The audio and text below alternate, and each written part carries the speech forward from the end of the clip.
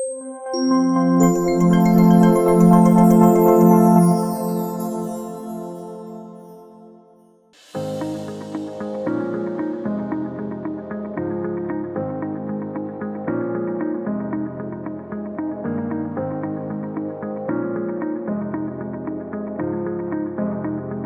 of the great crises we face in health today is the crisis of mental health.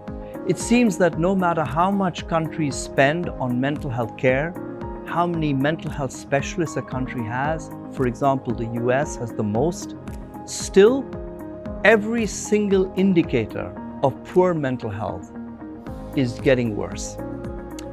We therefore need to find ways of preventing mental health problems.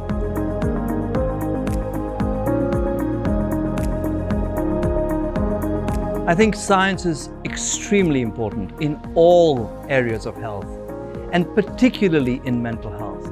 The question is, what kind of science is valuable? And what I'm very clear about is that we must have a very broad view of science. Different kinds of scientific disciplines and traditions are important. For example, the science of early life development is extremely important because it helps us understand why growing up in poverty leads to poor mental health later on in life. Or the social sciences become very important because it helps us understand how community solidarity and social capital can protect a person when they're distressed. Or psychological science is very important because it teaches us how we can build the skills of a person who is struggling with their mental health. So you can see there are many different types of science or traditions of science. And what we need to champion is an approach in which all of these different traditions of science work together to answer what I think is the single most important question of our time, which is, what determines our mental health? It is incredible to think we know more about the moon than we know about our own minds.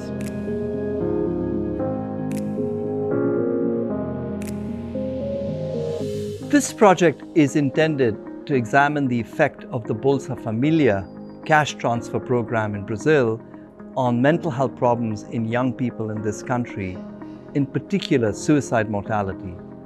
And for us at Harvard University, at Harvard Medical School in particular, it is an enormous honor and privilege for us to be collaborating with Cidacs on this project. This study is extremely important because for a long time, we have known that poverty is a very important factor in affecting people's mental health. We know that one of the most important risk factors for depression and suicide is low income. The question has always been, can we do something to help poor people improve their mental health? And a cash transfer program is a wonderful opportunity for us to examine if that is the case. What this study allows us to do is to conduct an evaluation of a program that is happening not for mental health reasons. It is happening to support poor people. But we have an opportunity to address the question of whether receiving money when you're poor helps improve your mental health, in particular, the mental health of young people in your family. And what this study allows us to do on a scale that is not possible in any country in the world is to examine the impact of a public policy that directly supports the income of poor people in improving mental health. If the study shows that that is in fact the case, this will have very important implications for the whole world, because in every country of the world, there is a crisis of mental health.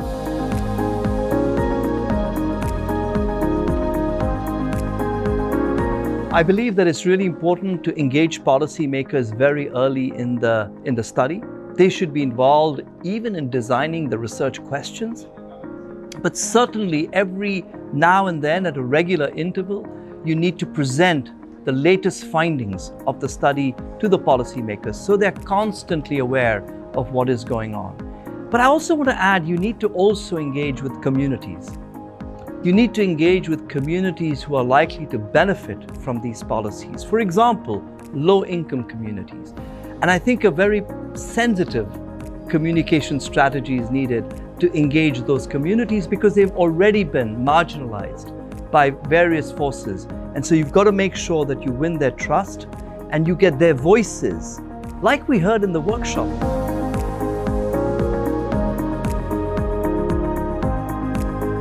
I see this event as having two very important objectives. The first is for the scientific investigators who are involved with this study to meet face to face for the first time, to get to know each other. For me as a foreign investigator, to understand Cidacs and my colleagues in this institution with whom I'll be working for the next 5 years. But secondly, also to communicate what this project is trying to do with local communities, policymakers, young people, and other scientists. These objectives were met beautifully in these 2 days. And for me, the most powerful occasion was the second day, when I heard about the lived experience of young people in this country from indigenous, from Black backgrounds, from low-income backgrounds.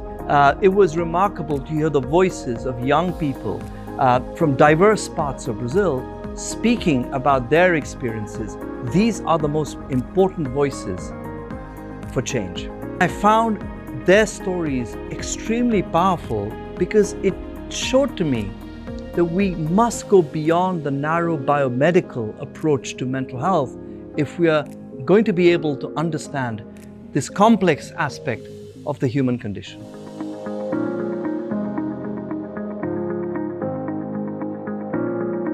I think the findings of this study are going to be profoundly important, and having an effective communication strategy to engage especially policymakers, politicians, and particularly ministers of finance, or even the head of the government, to say that when you support poor people's livelihoods, you are not only improving their economic well-being, but you're also improving their health. For me, this is a profoundly important message, and it's really important for us to be able to communicate this message to the people who actually need to hear it and can make a difference.